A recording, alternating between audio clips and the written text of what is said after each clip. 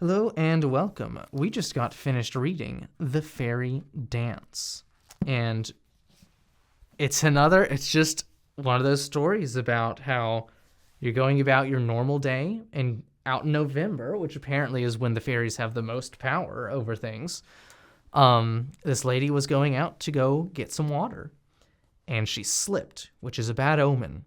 And whenever she stood back up, she noticed that she appeared to be somewhere where she had not been previously, as if the landscape had somewhat magically shifted. And she saw a fire with a group of people around it.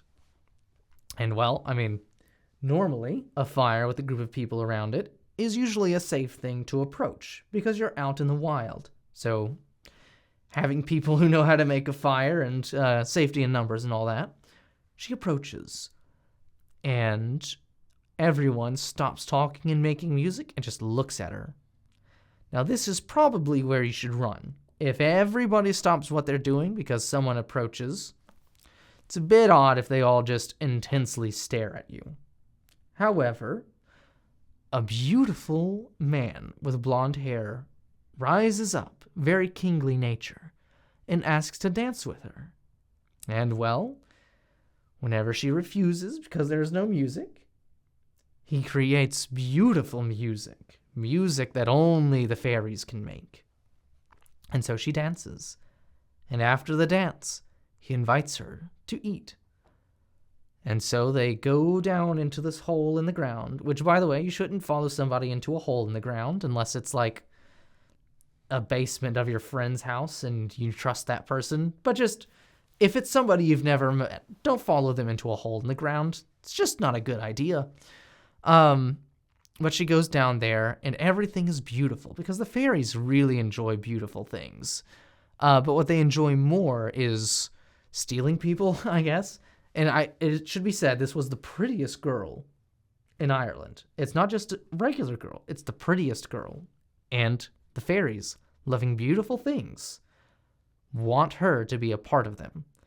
So just as she is about to drink from this wine glass that was given to her, some brave soul, some brave man tells her, don't eat or drink anything here or you'll never leave.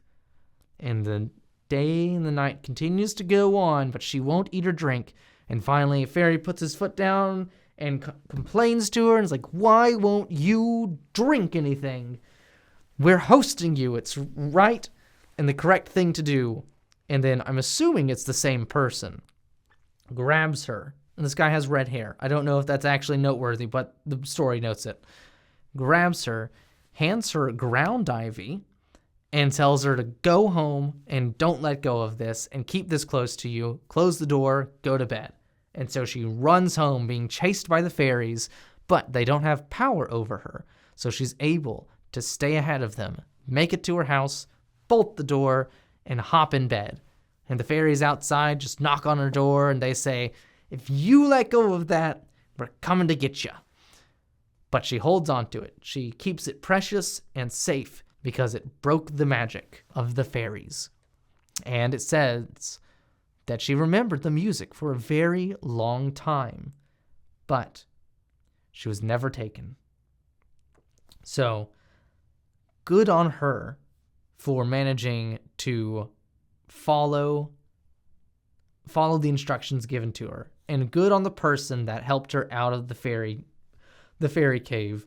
My assumption is that it's somebody who either is friends of the fairies, and so he can walk around freely, but knows what to do and what not to do, or a slave, someone else who's been caught up by the fairies. But I don't actually know if you've been caught and captured by the fairies, if you retain your memory of the past life. That may have been covered in a previous episode or video, but I don't remember what the answer was. Regardless, a brave human soul, which I believe is implied since it's trying to get her out, gives her a plant to protect her and then gives her instructions, which she follows, and she remains safe. So, moral of the story, don't follow people into holes in the ground, and whenever somebody says, hold on to this and go home, you hold on to that and you go home. Because people have to leave you alone then. Yeah.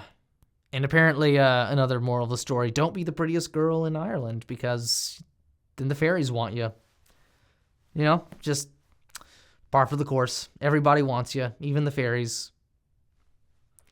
The curse of being pretty, I guess.